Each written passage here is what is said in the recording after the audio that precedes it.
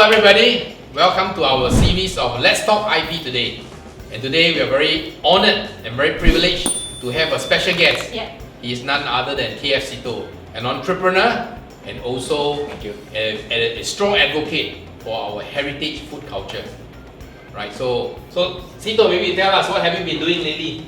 Lately, everybody's talking about how I'm bringing Noah's Ark of hawkers to get out of Singapore and bring their brands overseas and establish the new order. I heard that you're going to New York, is that right? Or... Yeah. So how's that Where else can be? Where can be a more apex location than New York? Yeah. Showcase The hawker experience. culture and.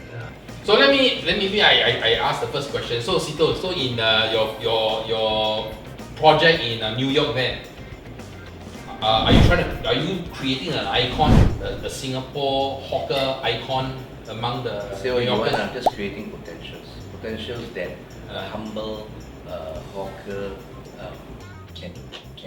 they can take their brand, their craft, their culture into apex and spread it around the world. Instead of just at the hawker center here where everybody's expecting it to be fast and cheap, no matter what your costs are.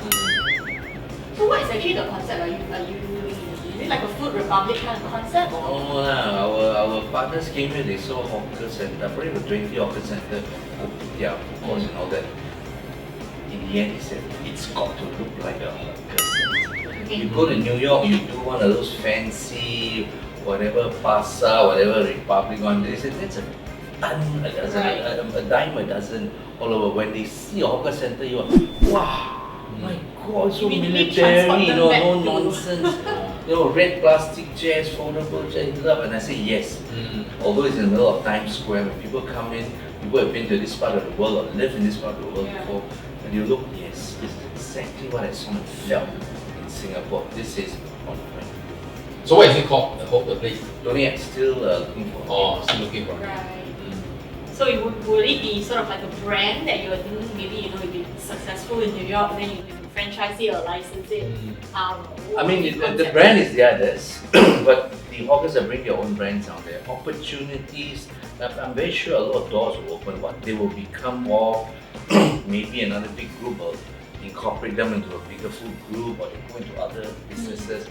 That one is an open green field, but very importantly is you've got to establish yourself, your brand, and get it protected. So you talk about IP, you've got to protect that. Speaking of it, actually, because like I'm thinking, how like you have dealt with a lot of the hawker culture, of the auntie uncles, they're all like quite elderly, most of them. Like how much of their knowledge, or place of importance do they actually face? Let's say, I see a lot of like older uncles, they just name their store coffee and tea, or like very descriptive. I sell bee-hoon, so I call my store bee-hoon store, for example. So I mean, not everybody can take on their dream. I mean, if somebody is entrepreneurial, the second or third generation is running under the coffee stall, then I'll advise them, that name is very hard to register. Then you come up with a new expression, second, third generation expression of the name, buy coffee something from Singapore. So you start with a new registerable brand and name, but you're still selling the same cultures. Like Kentucky Fried Chicken, people don't know what it is now. KFC, oh yeah. But culture is a bit more challenging to protect. Culture you cannot protect.